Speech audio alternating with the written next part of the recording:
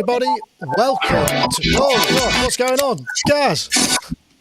Welcome, everybody, to Sonic Talk episode 644, recorded today live on Wednesday, the 18th of November, 2020.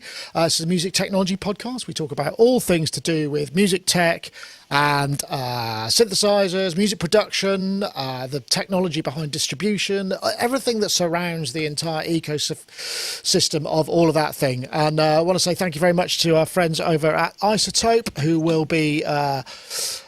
offering let me press the buttons. That's the right button. Yes, iZotope.com/Sonic Talk. Do check out that. There's basically a code, Sonic10. If you use that at checkout, you save 10% on any iZotope plugin or bundle, which is right now, and it's a special landing page, iZotope.com/Sonic Talk. I want to thank them for providing that little bonus for our users and our own very special landing page. Also, another bit of housekeeping. I want to say thank you ever so much to some of the folks that have supported us on Patreon. If you haven't been aware, we launched that, I think, last Friday. A few teething issues with Patreon, who were messing up with the currency. We're back on track now.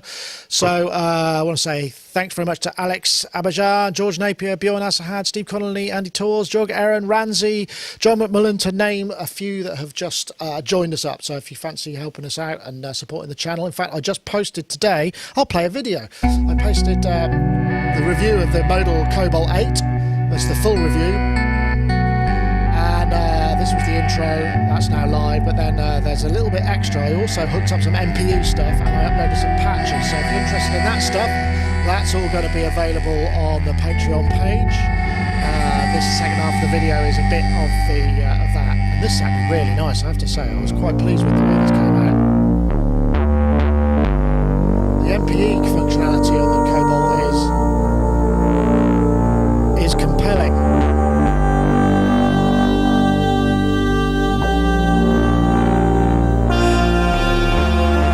Just worked, just plugged it in and there it went. We'll finish in a second. That's it, so if you want to get a hold of that, head over to Patreon, much appreciated. So let's say hello to a few of our guests. We've got a bunch of people here. We'll start with, we haven't had Yoad for a little while. Yoad Nevo there in Nevo Sound in studio. In fact, you may have seen his FM tutorial, or FM how it works tutorial. How are you, Yoad? Are you well? Yeah, I'm very well, thanks. Good to be here, as always. Excellent. You busy? I'm extremely busy, yeah. Doing a lot of mixing, some production work, and working for Waves. We have a lot of stuff going on, so it's quite full on at the moment, which is great. Well, glad to hear it. I'm wondering whether, well, maybe we'll get onto that because we're in the Black Friday season and that sale season is amongst us. But we'll join that. We also have Mr. Gaz Williams, who's there tinkering with some last-minute technicals, no doubt. How are you, Gaz? Gaz Williams, of course, music technologist and YouTuber in his own right. Gaz Williams Show, which I believe is on tonight, right? It is indeed. Yes, I have got the illustrious guest tonight. Mr. Ian Boddy is going to be joining me. Oh, and excellent. He's going to be doing some playing, and we're going to be chatting about his career, and also the theme is also going to be about how to not procrastinate and how to get tracks finished. He's a very prolific and expert musician who gets a lot of releases out. So that's going to be part of the theme, really, because I know lots of us have got gear, but, actually completing tracks. So that's going to be a bit of the theme of tonight's chat. So that's going to be from 8 p.m. Ian's going to be from joining me straight at 8 p.m. on the Gaz Williams Show. So please come along. Yeah, thanks for that. Yeah, you're welcome. And we'll also have Mr. Matt Hodson, Maths. No, but 3 Maths at Maths. Who did an excellent session for us on a track from scratch. I hope you've had good feedback from that. It was great fun. Yeah, it was good fun. Yeah, thanks for everyone who joined us on that one. And just getting involved for what, my approach to production and how I'm making tracks and stuff like that. I should do some more soon. And I keep saying I'm going to do it, but I'm definitely going to be doing one this week with the Pulsar, and actually how I'm using that with the BeatStep Pro to program it. As you probably know, the Pulsar, you can program stuff within it, and it's got that kind of tape looping environment, if you like, within it, recorder. But I actually use it a lot for sequencing with the Beat Set Pro. So I'm going to show everyone how I'm doing that, actually, in the next one. Yeah, that's the one thing that I wish that you could do, is that you could record the external triggers into the looper, but you can only record things you actually touch with your hands, which that's the only thing that I think would be a criticism of that. But I suppose it makes it different in some ways, so that's kind of cool, I guess. Yeah, it's I guess it's just it's one of its quirks, one of the unique ways it works, the whole touch thing on it, but teaming it with the Beat Set Pro, it suddenly becomes a whole other monster. Definitely. Oh, yeah, so, definitely. Yeah, definitely. Join me for that. Well, we've got a lot of news today. I mean, I started off thinking I didn't have many, and then suddenly I got tons. Just absolutely tons of it. So I'm just trying to think where to start. I mean, we could quickly start with maybe BandLab Sounds, which, as we know, BandLab. Well, I'll play the video. That's probably This easiest. is BandLab Sounds. It gives you unlimited access to an extensive, royalty-free sample library with over 10,000 sounds to choose from, all for free. BandLab Sounds includes packs, loops, and one-shots with new sounds added weekly. Each pack is crafted by artists and professional sound designers. You can access it on web and mobile, filtered by genre, mood, instrument, BPM, or key. And of course, you can download it all as high-res audio. Free, unlimited, quality. BandLab Sounds. There we go. Yet another free offering from the BandLab empire. Just seems a bit too good to be true. I mean, you do have to be a registered user, so obviously, you know, that's what you're trading. You're trading your, I suppose, your destination as a musician, and them being able to market to you. But it seems, you know, 10,000 plus sounds, free sounds, normally previously only available in the online DAW. I'll come to you first, Matt, because I know you use LoopCloud, which is a similar service. I mean, they've got a lot more stuff, admittedly, but there's nothing. Yeah, I mean, right? there's LoopCloud, which I use, and obviously the Splice. I've never been into Splice. I've never tried that world. I'm not saying there's anything wrong with it. I just have not got round to it. A lot of my students use it, actually. But this is totally free, right? I mean, I was looking at the website. I wasn't too familiar with it until we sent the links round. I can't believe this is all free, copyright free. Whack it in your tracks, use the music however you want. As far as I can see, you don't have to put anything about where the sample's coming from, or add them to your PRS as a performer on your track or anything like that. So no one's getting any money from this. So I can't understand quite how the model works as well. These people are making this. They've got 20. I suspect they pay the people who are making them. They've got 25 million subscribers now to the BandLab ecosphere. Okay. And they, between them, and this is quite terrifying, they produce up to 10 million tracks. I mean, tracks being anything from a music sketch to a month. So there's a lot of stuff out there. But yeah, I mean, you know, what can you say? Yes, it is free, but that's what I think they've got a disclaimer in there that says they can use the stuff in their promo. But obviously, if you were signed or published, I would like to see that conversation between those two groups of lawyers if it came down to it. But I mean, ultimately, you know, for most of us, it's not going to be an issue really. But cool, pretty cool. Well, I'd like to see the kind of how the browser works for this, because one thing that I think LoopCloud have got nailed is browsing. When you've got such a vast variety of samples and presets and loops and things at your fingertips, it all comes down to a decent browser, in my opinion, to work your way around, find the things that you want quickly, grab them, stick them in. I mean, one of the cool things, sorry, I know we're not really talking about BandLab here, but LoopCloud, one of the great things is it's got Rex files in it. And what happens, you can audition in Rex files as audio loops, and then you can just click a button and it renders down the Rex file as an audio loop, and then you just drag it out of LoopCloud into your DAW, and you've basically got that bounce down audio file as a loop. No, that's very. We've done brilliant. A few things on LoopCloud, and their app and the way it integrates is really good. And of course, they've got the entire Loop Masters kind of thing. I know, Yoad. I mean, free. There's never totally free, obviously, but I mean, can't go wrong with free if there aren't really any strings attached, perhaps. Yeah, for me, it's not really about that. I mean, it's nice that it's free, but for me, it's about as a professional, as someone who uses these tools professionally, it's about how they're integrated into my workflow. Yeah. And Splice is £7 a month or something like that, or even less or something like that. So it's not a big, and the offering is obviously a lot. It's not 10,000 samples, but probably like 10 million or whatever, however many. But it's all about how it integrates into my workflow. And Loopmasters have a plugin which allows you to audition. It's a plugin, so it runs in your session. It will convert or stretch the samples to your session, to your key, and all that. Noise have a similar thing. I'm sure that Splice will have something like that very soon. Arcade comes to mind as well, from Output. So yeah, it's not a problem to get the sounds. It's how to get them quickly into your session and to use them. And like Matt said, to browse them efficiently. But I think that it looks suspiciously like the Splice interface, but they all do, because they present you the information, the BPM, the title, the category, and all that. So yeah, it's nice.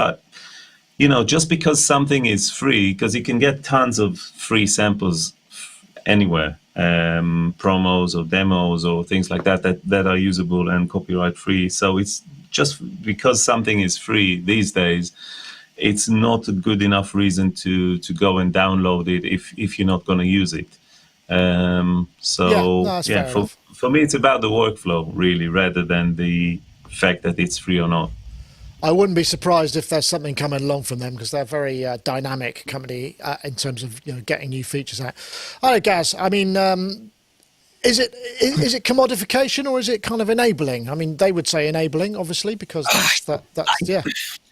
I don't know what the kind of content is. I mean, I bet a lot of it is this kind of like, just grab this from here and put it here. And hey, look how clever I am. I've made a tune. Oh, look how good I am. This kind of nonsense of like just, and I'm really bored and sick of that. So Cut it's and stuff paste, like that. Yeah, I suppose. Yeah. I did a talk with a bunch of sound designers at the Thomann thing last year, and one of the things that they were talking about was how to make presets like really deep instrumental feeling from a preset, not just a sort of surface press it and there it is kind of thing. So what I'm about to say isn't going to diss the idea of making patches, far from it, but is this idea of just making it just all a little bit too easy and a bit too genre-y, and sort of like going down the supermarket, just going, and I don't know. For me, it just feels like that's been around for such a long time now that it's much better for people to be building the sounds themselves, pulling things together rather than just slapping stuff together. I know this sounds a bit grumpy and a bit mean, but in terms of just myself, I'm like just super bored about stuff like that, really. Okay, well, I think that's a valid opinion, and I think, but for a lot of people, it's and a lot of time, it's just a kind of seed to get you going. But if you're interested, bandlab.com/sounds for that kind of stuff. I'm sorry to move on quickly, but we've got so many things going on. Let's get into a bit of retail therapy now. We're running our usual yearly live blog, which is kind of offers that we find on the. Oh, that was a fishing one and a beer one. I'm not sure I was supposed to put those in there, but later, Matt can't connect to iCloud. Okay, yeah, we're running some Black Friday deals. They're all starting to happen. Is there anything that any of you lot are looking for that you've been hanging out for to wait for them to come down in price? I guess software's the easiest thing to do, but hardware's harder to find because it's generally down to a retailer in a particular territory, but somehow feels so much more rewarding. Matt, is there something that you look like you've got a guilty oscillators, smile? filters, envelopes, VCAs, bring it on. But no one does Black Friday on modular stuff, it would seem, and that's fair enough, because I fully well know actually how little overheads and actually how much they make on making a lot of the modules. So I totally get that. So for me, those kind of things probably not. Software, yes, and this is one of the things I'm always talking about in my live streams. Is I'm after a couple of new reverbs plugins and distortion plugins as well. I'm always going to Valhalla reverbs. More distortion, yeah. And I'm using Soundtoys Decapitator and their I forget the name of it now, that does the other distortion. I'm using them quite a lot. So if anyone's got any decent recommendations, put it in the chat for reverbs. Something quite interesting, something. Oh, did you see the there was what's it called? It's called Shrike. I would nearly put it in the which is from, I've forgotten what it's called, but look up Shrike. It's a modulated reverb thing which I think might appeal to you. That's worth Shrike. Checking. Yeah, I'll check that out. And I was looking on the list, because if everyone heads over to Sonicstate later on, you'll see a big list that I guess Nick's put up of Black Friday deals, which are cool. And Soundtoys is on there, everyone, and I would thoroughly recommend them for plugins. So Sonox. In fact, they've got a pretty decent reverb. Maybe I should look at that. And then there's Jammy. Have you? I don't know if you've seen the super portable guitar. Yeah, I saw MIDI that. synth. Yeah, I mean that's it's like 20 quid off or something, but it folds up in your bag. And for guitar, I'm a guitarist, by the way. People don't know this. I started out as a guitarist. I've got my Telecaster there, and I've always been looking for a decent MIDI controller that's in the shape of a guitar. I've tried loads of them. Doesn't really work. So I'm interested to see what this one looks like, how this one plays, a Jammy G or the Jammy E. I think we've talked about it on the show before, actually. I don't know if we did. It's snapped together. It's basically, you clip it together. There you go. It clips together. But yeah, that did look interesting. A little bit, I'm not a guitarist, a bit rich for me. It's about, I don't know, $479. Yeah, okay. Well, it's not much of a saving. Is that on sale, though? Is that on sale? Is what? Is it on sale Friday? Well, it's only $20 off, but, I'm guessing there's probably not much of a margin there. But I don't know whether or not that's... Oh, look, hold on. Yoad has just reached for his axe. So I've got this thing here, which is U-Rock guitar, which is basically it's the Guitar Hero controller, but it's an actual MIDI guitar with optical strings, which are fixed to the neck, so you can't bend them. But and the strings are, and so out of all, I have loads of guitar, the Roland pickups and the GR55 and all that. Out of all of them, this is the best thing. I don't think they make it anymore. You even have a pitch bend and controllers and stuff. It was like $100 US or something like that. It doesn't.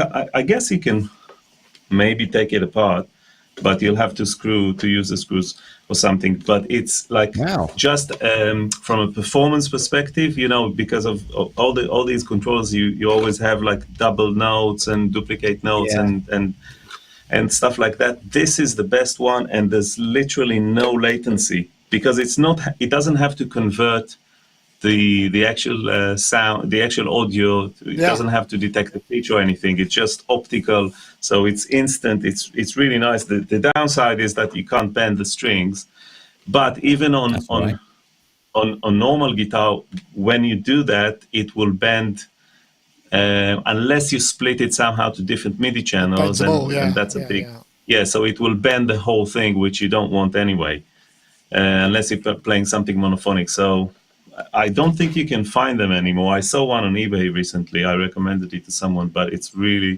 really like it. But what about Black Friday? You picking anything up?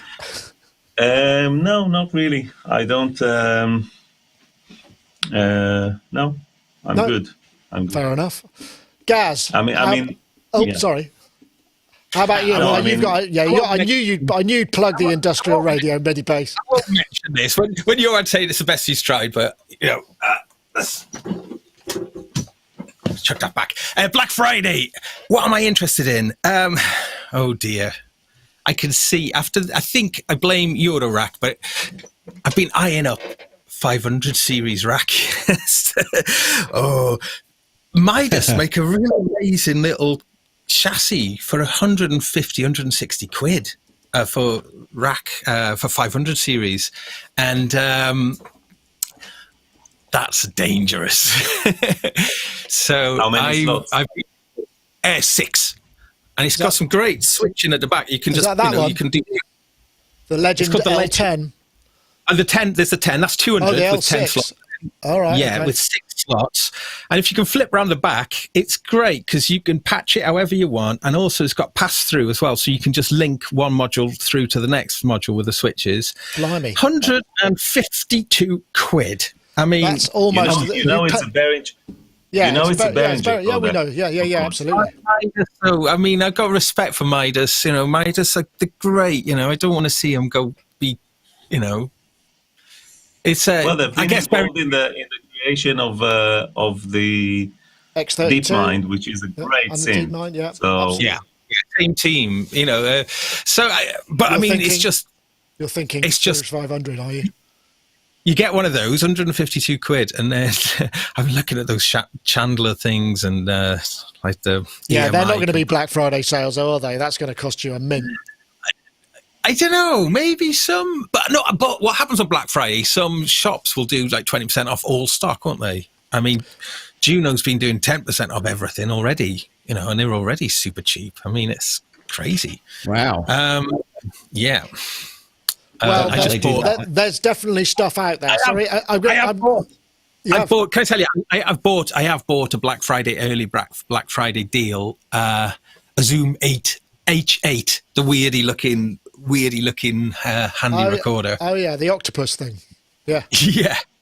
Okay. But, yeah. Fair That enough. thing, that thing cost £319. It was launched in July at 500 quid. So yeah, good deal. That's a saver. Yeah, great time. And anyway, spend wisely, folks, whatever it is you're doing. Okay, I'm going to move things along a little quick because there are just so many things this week. Shall we do maybe? Oh gosh, I don't know where to go next. Should we go to Cubase? Because I know, Gaz, you're a Cubase user and you've probably got some big experience. So yeah, Cubase 11 we mentioned last week was out the same time as Live 11. Lots of workflow. It seems very much sort of pro workflow stuff that they've added. I'm just trying to think what's the dynamic EQ, enhanced synchronization, score edit improvement, scale assistant, slicing samples and spectral editing, and also bouncing. Lots of interesting bouncing and stem creation stuff. 85 quid upgrade. So it's the annual sort of half a point/point release. It's what they generally charge per year to get stuff out, which, you know, some people dig, some people don't. But I guess if you're using this every day as your tool, then that's the, you know, that seems to be the standard thing. So Gaz, I'll come to you first because even though you've finished the last topic, but Cubase 11, you know, it's your workhorse, isn't it? So yeah, it is. Yeah, and I have delved in. Yeah, quite a few things that are worth mentioning. Firstly is how, like, it's like business as normal. There's nothing, it doesn't look any different from 10.5 or 10 for that matter. It's just, it's like they haven't even, you know, they're not even trying to make any sort of visual difference now. It seems like they've found the visual language and they're going to stick with it because it's all HIDP now, and so I guess they're quite invested in the way it looks. Now I mention that because when you first load it, typically, you know, with a major release, there will be visual differences. There's not really. However, a lot of the things which are super useful are things, as you mentioned, in like kind of the pro workflow. I think one of the things that a lot of Cubase users are just going to be so pleased about is the improvements to the old venerable piano score MIDI editor. You know, that thing has, I think, has gained perhaps the most significant workflow updates with this. For instance, there's a really cool scales mode now, and we've seen this in lots of things before, and you could sort of do it before in Cubase, but the way they've implemented it now is like really clever, how you can, if you've got a chord track running, then the accompanying piano roll will blank out notes that don't fit in within the chord tracks kind of rules.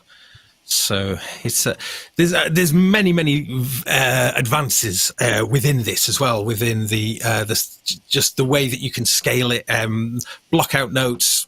You can have it so it plays. You can move notes into those out of tune notes or not, and right. So you've got lots of different controls with it. Moving quickly, sorry. That thing is great, but also the fact from within that piano roll view, you can now see the kind of master tracks. So you can now see the chord track, you can see the tempo track, you can see things that previously you'd have to kind of come out of that editor window or have the editor window just at the bottom, and it could get messy. So now you can just enable those. You think, that doesn't sound like a big deal. It is a big deal from a workflow. That's a really big deal. So obviously, other than that, there are many other things which are not particularly sexy or interesting from a kind of new user point of view, possibly. However, what I will say is that Frequency 2, Frequency 1 was amazing, but it was, I think, largely underused. Because it's not the built-in channel EQ, so you'd have to sort of be bringing that in as a separate plugin. But Frequency 2 has now become a really astonishing sounding dynamic EQ, well worth checking out. Shaper as well, that thing's really good. They just sound really good. They sound like a kind of next level from the standard stock plugins. So again, they're not directly part of the channel strip, and so you do have to sort of delve into those a little bit. And similarly, Spectra Layer, the Spectra Layer 1, which is Steinberg's kind of equivalent to RX, I guess. But Spectra Layer's got this incredible vocal. It doesn't give you the full range of tools that you get in the full Spectra Layer software, but you can do the vocal extraction from a mix, and it's the best sounding. It really it's the best sounding that I've heard of that. It seems to manage to find all of the reverb as well. That's the thing. It's and then when you hear the mix with the vocal removed, it's amazing how little ghost of the vocal is left. That's amazing. So, when you look at that as an £85 upgrade, if you are a regular kind of, I personally think that the way Steinberg do this is better than the subscription model. This idea that maybe a yearly £85 keeps the kind of Steinberg coffers kind of, it gives them a target to aim for as well, because if it's just regular, then the motivation for the coding team might be less, perhaps. But you could take something like Frequency 2. I think this is my last point. You could take something like Frequency 2, and that, it wouldn't be a stretch to imagine paying sort of £200 or something for that alone. Or do you know what I mean? So there's a lot of things in there to justify that, but. It's those workflow things, those kind of what seemingly small workflow things, being able to change the font to some of the Dorico fonts in the score editor. Doesn't sound a biggie. It's a really biggie on your eyes if you do that sort of thing. But anyway, look, it's a good one. It's definitely a good one. Excellent. I just want to say thank you to, I think David Ramirez just put a, thank you very much for the Christmas drinks donation. Very much appreciated. Yoad, it's interesting, isn't it? I mean, Steinberg, there was a period of time where Cubase was the one that a lot of the other DAW people used to look for and adopt those features, and now it sort of moves around a bit. I mean, so anytime there's a major update, particularly in pro workflow, I mean, you generally see this sort of stuff become normalized across other doors, so it's all good, I guess, really, right? It's great. I mean, I love Cubase. I think it's the best sounding, the audio engine is the best sounding of them all, the mixer. Every time I work in Cubase, I kind of regret not using it as my main platform. There are a few things that still keep me working in Logic, which unfortunately they never address. Mono to stereo plugins is the first thing that comes to mind. But I really occasionally, whenever a new a major update comes through, I would mix an album on Cubase or something, or do something just to keep in the loop.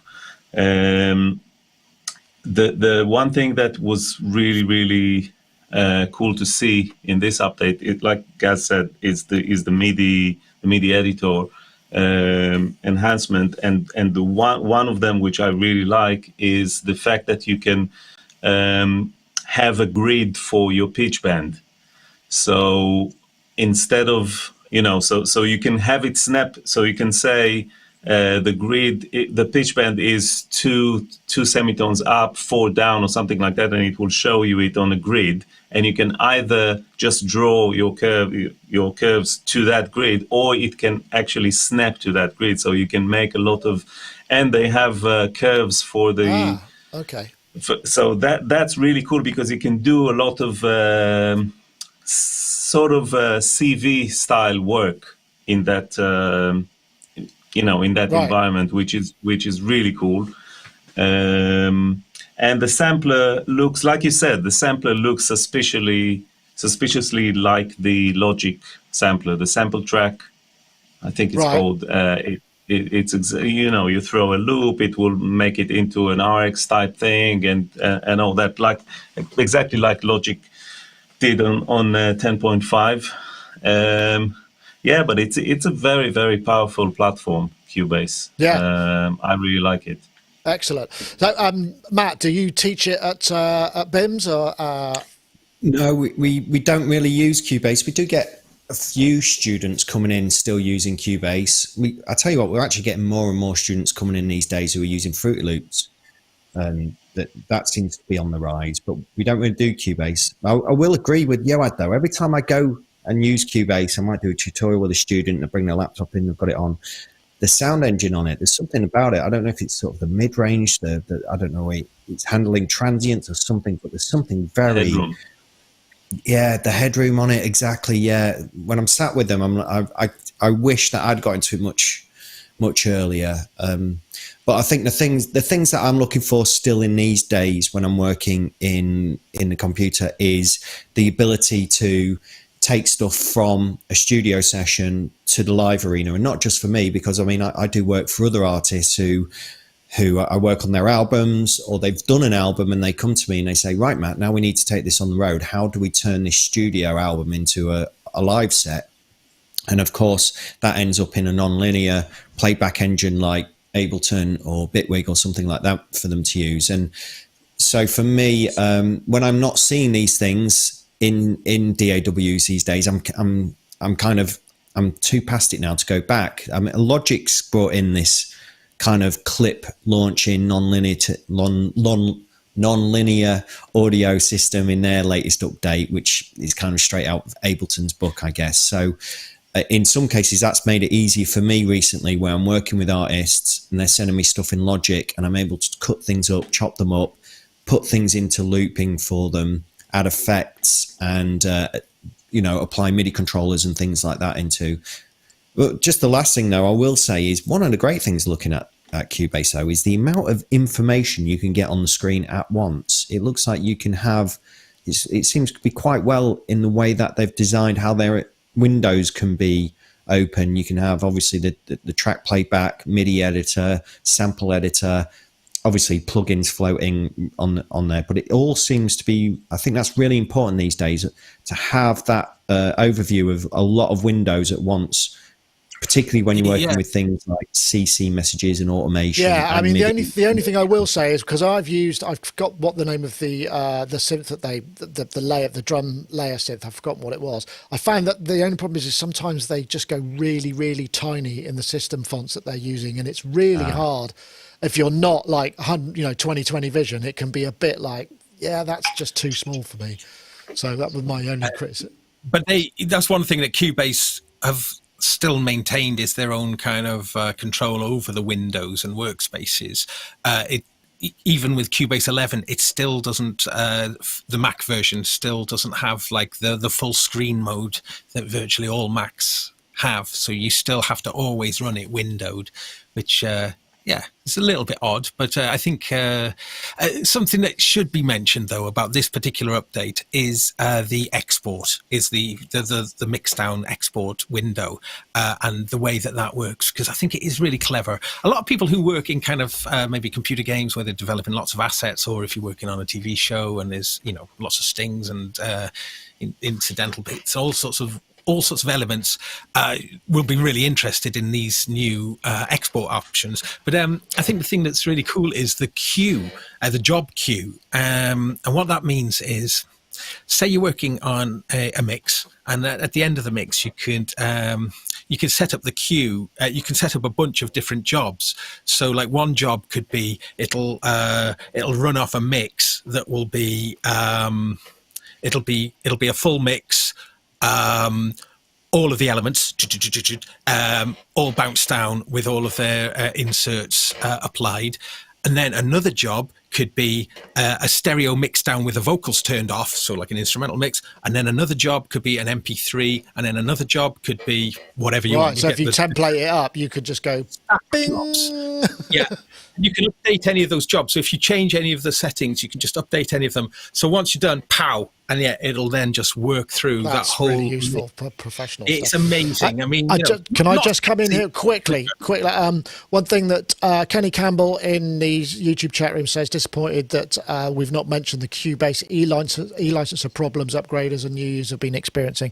I don't know anything about that, but thanks for flagging it up. Well, it's okay. I think things are okay now. Initially, the servers went down. There was just an e-licenser wasn't working.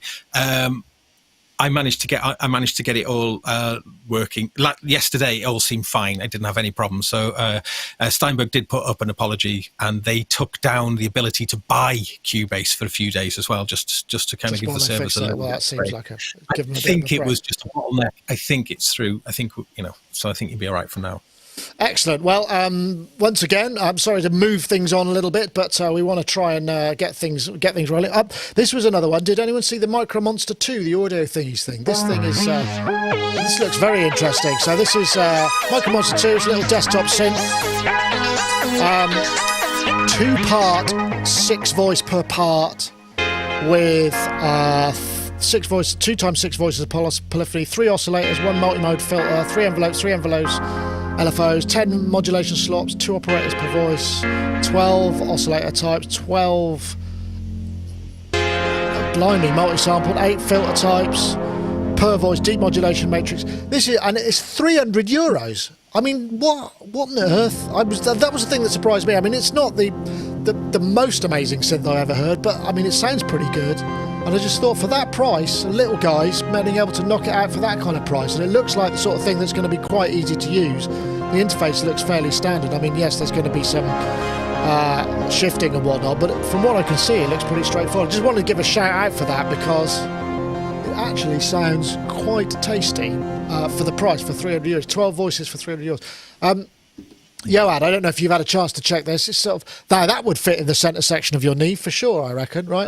Yeah, it will fit anywhere, actually. I mean, I used to have the Dave Smith Tetra. I used to have 2 of them to get to daisy chain them and to get 8 voices, and I used to love that little machine until I got the Rev 2, which you know all about, and it looks like a better version of the Tetra, because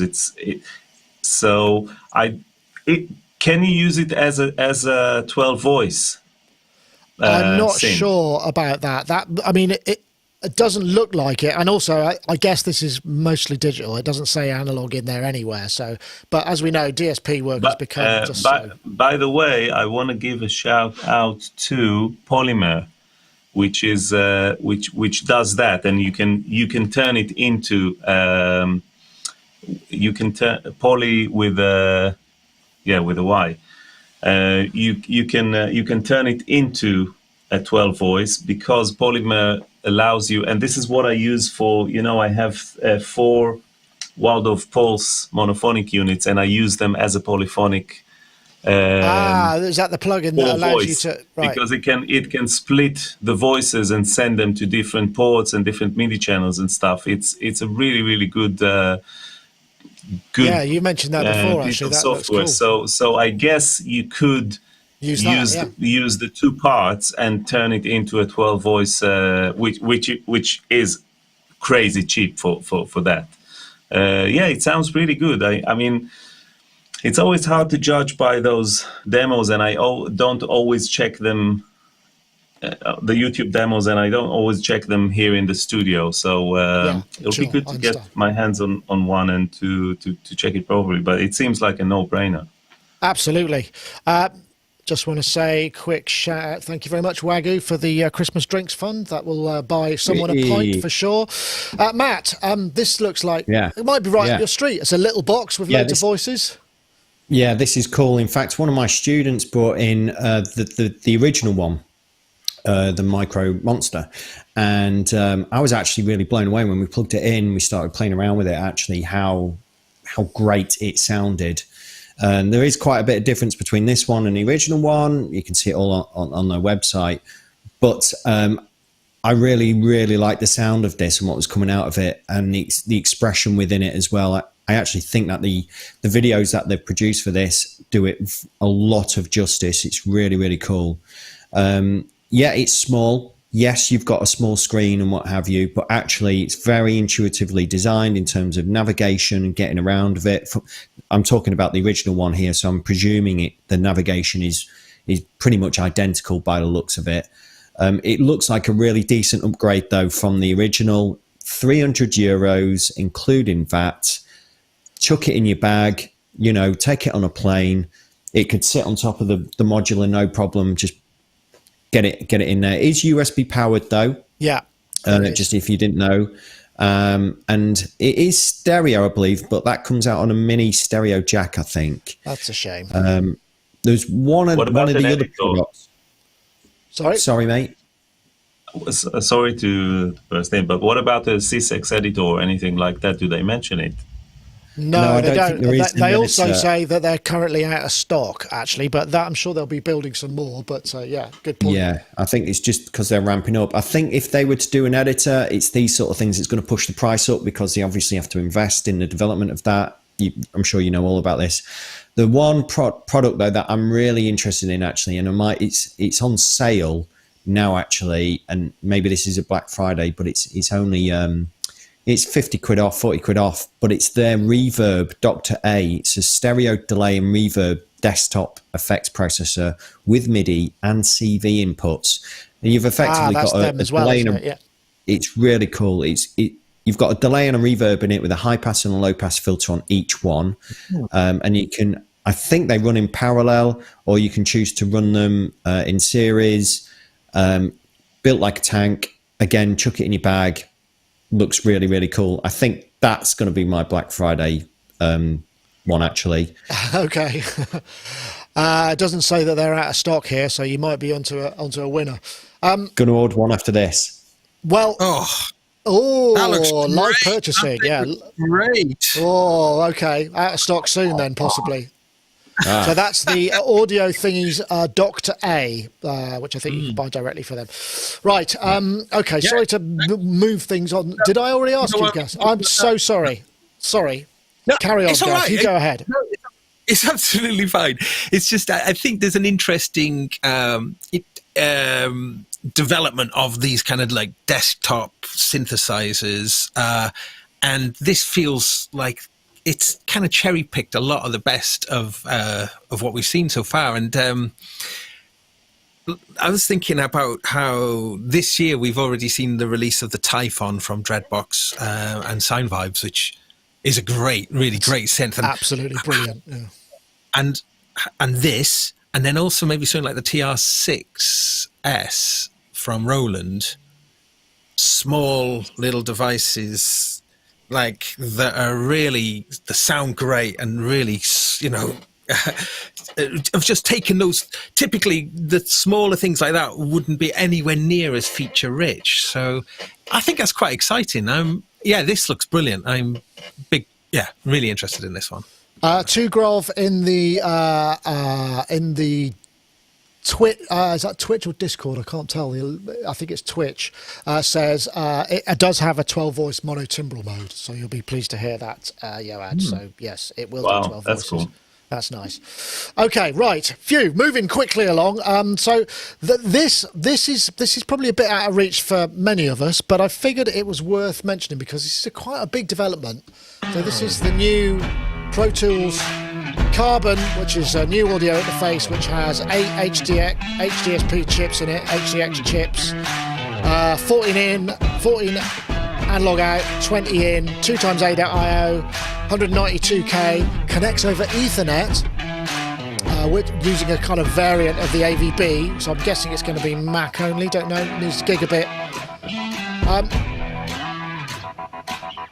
3.7K. I mean, it's an expensive chunk of change, but as we know, a lot of professional users still using Pro Tools, and many people with Pro Tools have been using native and then moving their audio interfaces out into kind of other worlds, maybe combining them with Universal Audio. And it feels like this is it seems like a sensible move on the part of AVID to kind of create something. I'm guessing is going to go to studios which are Pro Tools through and through, obviously, and maybe post houses. I mean, chunk of change, but it looks like it's got a lot to offer. Now, I don't know much about the Pro Tools hardware environment. I just remember that things moved away from DSPs on theirs and people started to utilize their own things, because quite often they might be working in multiple DAWs, and then you're not going to use that that interface when you go into Ableton. I don't know what's the case with this. I'll come to you, Yoad, first, because I know you use Pro Tools. You've got some Pro Tools interfaces. I imagine AVID have probably been trying to sell you one because you're probably their target, so you may know a little more about this than perhaps the rest of us. Well, my studio is a large-scale studio, and I have 48 outputs, AVID units. So it's the HDIO, which is the big boy, and I have 3 units of 16 ins and outs of that. So that's my main interface. Although I'm not using Pro Tools as my main platform. What I am using is the Waves SoundGrid Studio, which allows me to connect any platform to these converters and allows me to offload the processing to an external server like they do, or an external DSP if you like. But it applies to any platform, not only Pro Tools.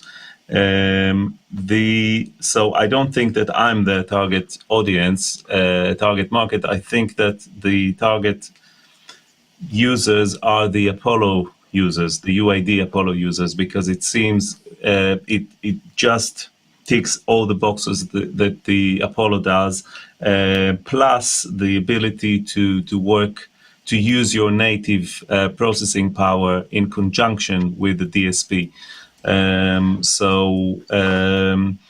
It's not for a large scale. Oh, sorry. It's not for a large scale studio work. It's more mobile. It's a 1U unit. The connectivity is somewhat limited if you need a large count of IOs and things like that. It's a good idea, which we at Waves we've developed that 10 years ago in the form of SoundGrid Studio, and but it's not limited just to Pro Tools, so you can offload your processing to a hardware from any DAW. But it's a it's a logical step to take. A lot of people move to Apollo, to UAD Apollo, and especially with their Luna DAW, which resembles Pro Tools in many ways. I guess that AVID had to come up with an answer to that. And for people who, it's funny how the choice of words, you said that a lot of people still use Pro Tools, and that's an interesting choice of words. But because Pro Tools is lagging behind in terms of features, a lot behind Cubase and Logic and the professional platforms. There are still many things which are very, very basic.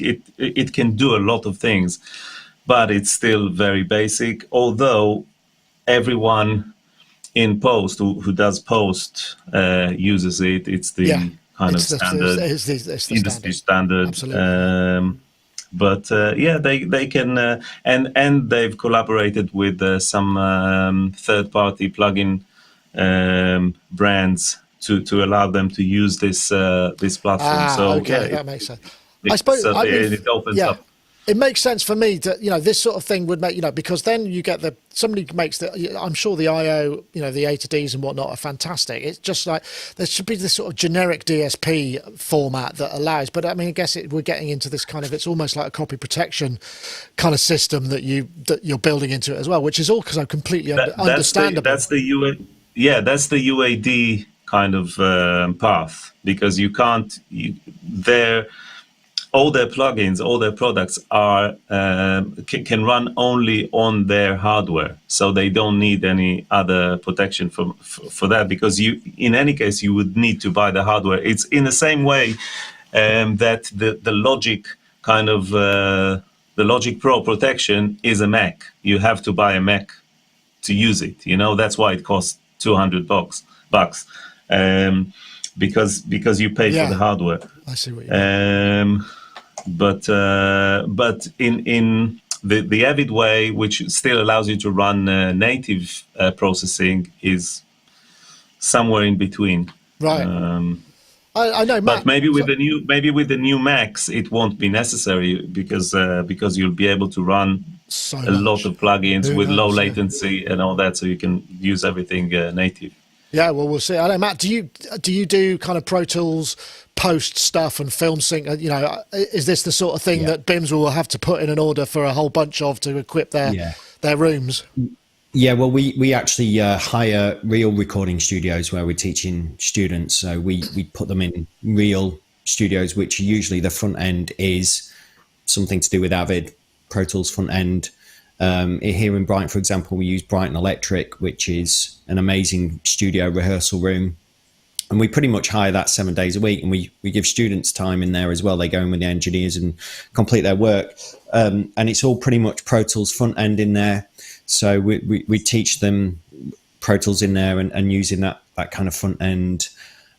We've got some in-house studios as well, but we tend to use the Focusrite Red front ends for that. And the reason for that is it's very easy to distribute audio from these Focusrite units over Ethernet. Using the RedNet, the RedNet system, just blast it. You could basically take a 2-track and stream it to the online radio station that you might be doing, and recording multi-tracks at the same time, and have a singer in a different room tracking her over Ethernet with 0 latency. It's just absolutely brilliant as a hardware. We went for that just basically for scalability.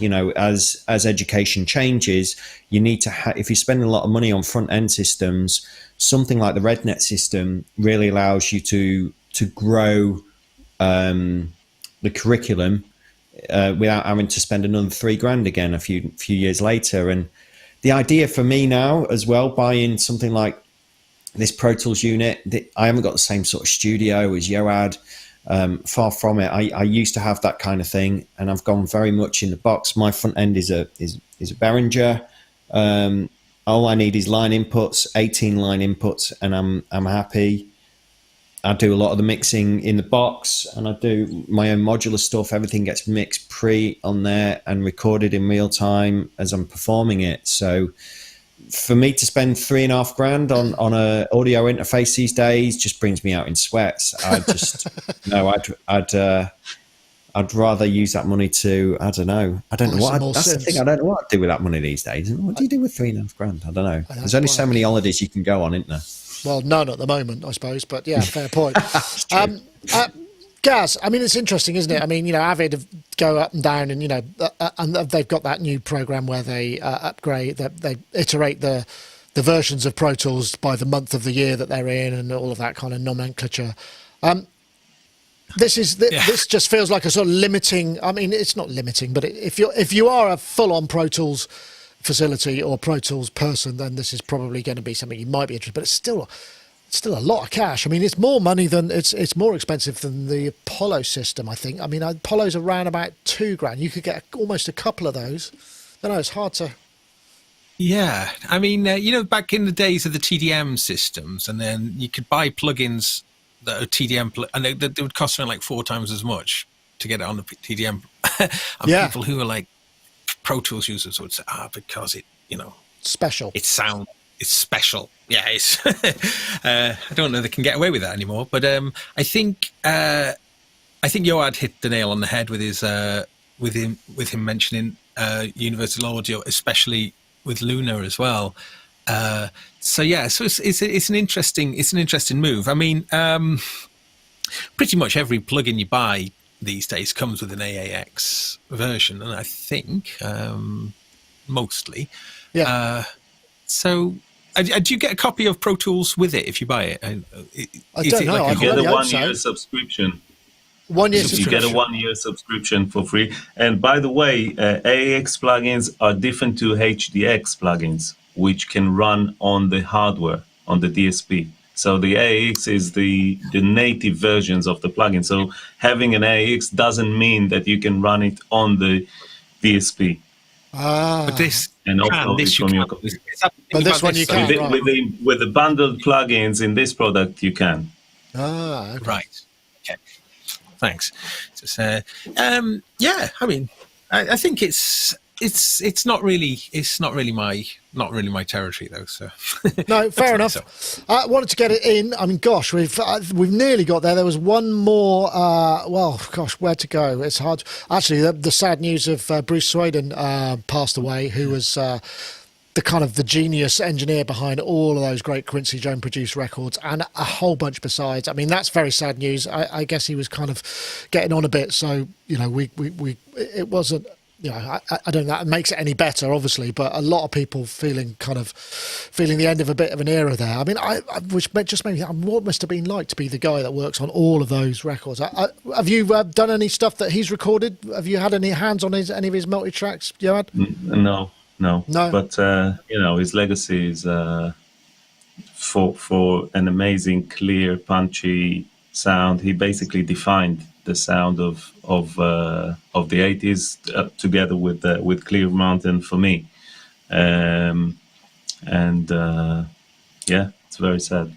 Obviously a very private guy, because I feel kind of rather stupid not to have heard of him before, because I guess he's, from what I gather, I don't recall any kind of endorsements or product stuff or anything. I mean, it's so, I know, Matt, do they teach the legacy of chaps like Bruce in your school? We do. Yeah, I mean, we teach all sorts of stuff and give music production context, where it's come from, everything to do with, all the things that surround music production, like underground scenes and sexual orientation and drug use, even all those kind of things we talk about, and producers, of course, and how they've used technology over the years. And Bruce comes up in a lot of lessons that we do in music production in context, where we talk about him and his legacy.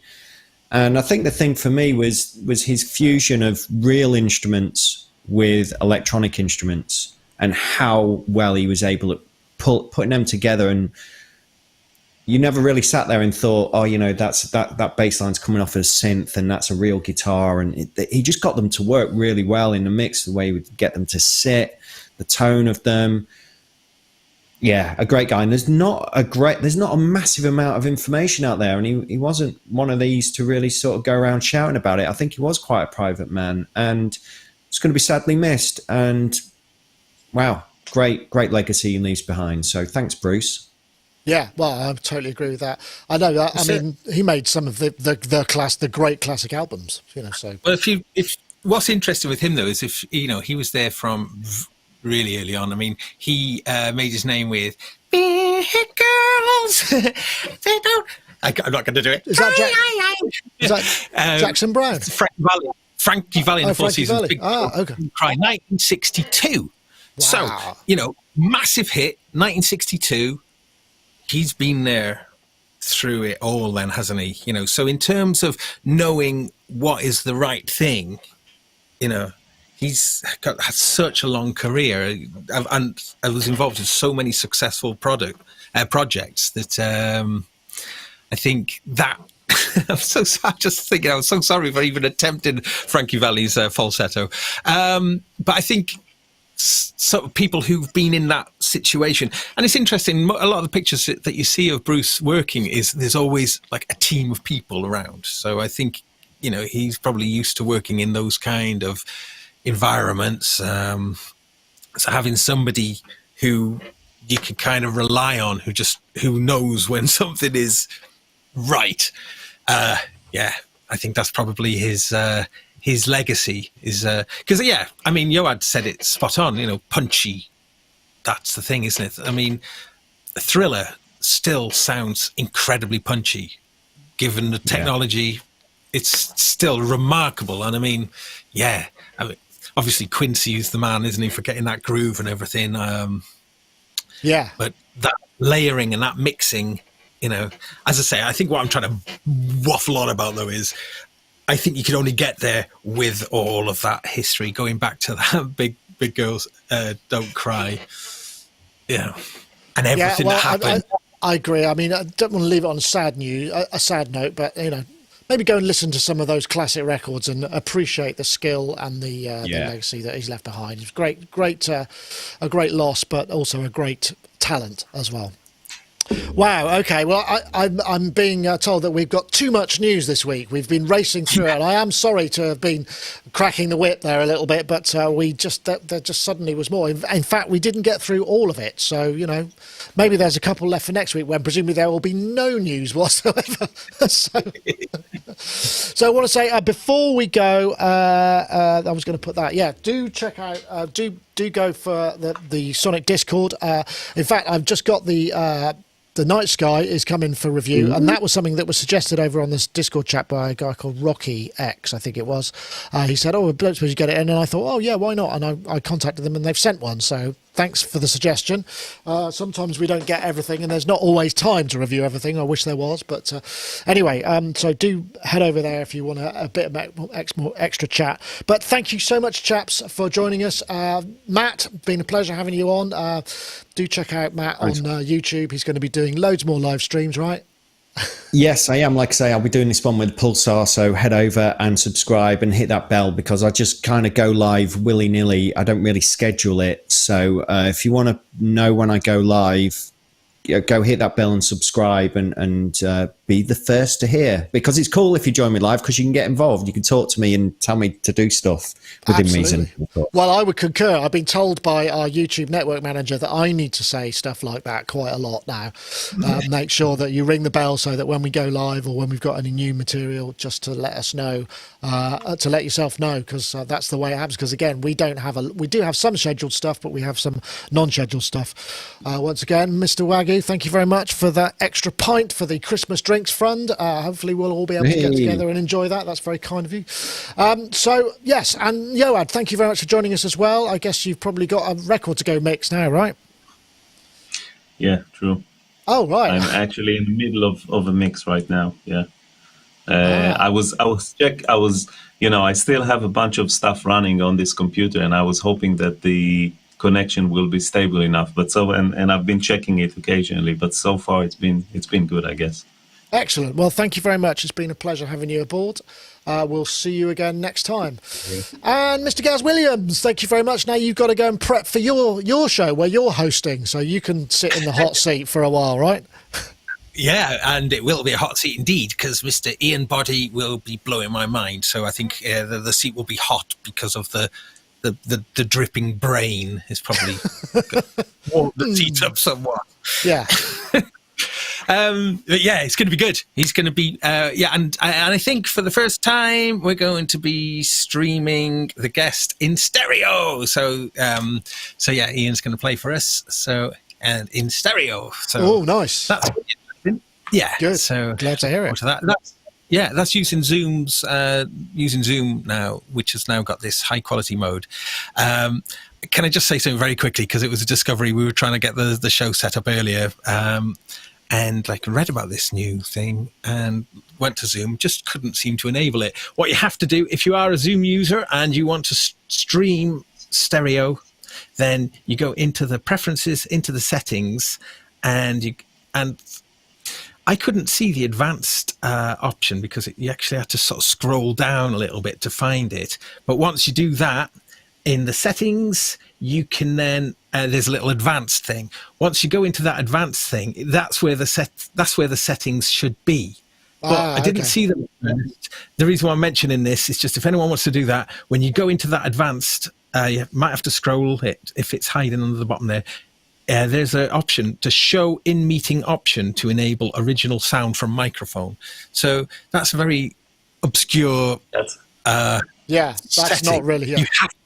You have to enable that, and then once you enable that, then ding, then the options for high quality sound and stereo mode appear. So if you can't find it like me, then Top tip. that's how you do it. Yeah, I've got to thank Ian. He actually emailed during the show to say he'd found it because we. But yes, stereo, Mr. Ian Body Zoom. in stereo. Excellent. Yeah. Well, lovely. Well, thank you, everybody. Once again, I want to say thank you to our friends over at Isotope. If you want to save yourself 10% on all plugins or bundles with them, use the code. Go to the URL isotope.com/Sonic and use the code Sonic10 on checkout, and that will get you that extra bit of discount. So thank you very much, everybody. That's it for this week. We'll see you all next time. I'll go to the wave off into the sunset. See you later, everybody. Thanks a lot. We'll see you all next time. Thanks for watching. Bye-bye now. Bye.